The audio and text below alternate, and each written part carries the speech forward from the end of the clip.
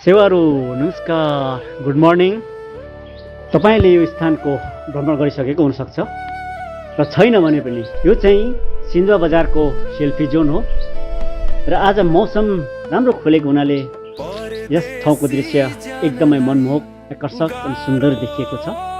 तपाईँ पुग्नु भएको छैन भने एकचोटि अवश्य यस ठाउँको भ्रमण गर्नुहोला।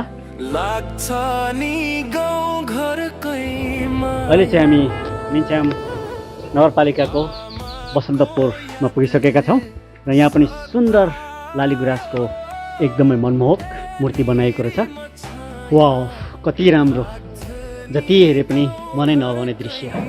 अवश्य एकचोटि यहाँ पनि तपाईँ भ्रमण गर्नुहोला।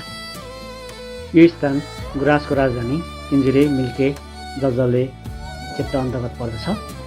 यो स्थानलाई चाहिँ लसुने बजार भनेर चिनिन्छ। यहाँ पनि मनमोहक र आकर्षक लसुनको ठुलो मूर्ति बनाएर राखेको रहेछ। यो बडो राम्रो बनाएको छ लसुन। लसुने बजारको लसुन हेर्नु है हजुर। लु हेर्नुहोस् त, टपक्क टिपेर पिरो अचार बनाएर तातो तातो आलुसँग खाइहाल्नु जत्तिकै। अहिले चाहिँ हामी तेर्थुमको म्याङलुङ बजारको प्रवेशद्वार हुँदै म्याङलुङ बजार प्रवेश गरिसकेका छौँ र यहाँ पनि बिरालोको आकर्षक ठुलो मूर्ति बनाएर राखिएको छ।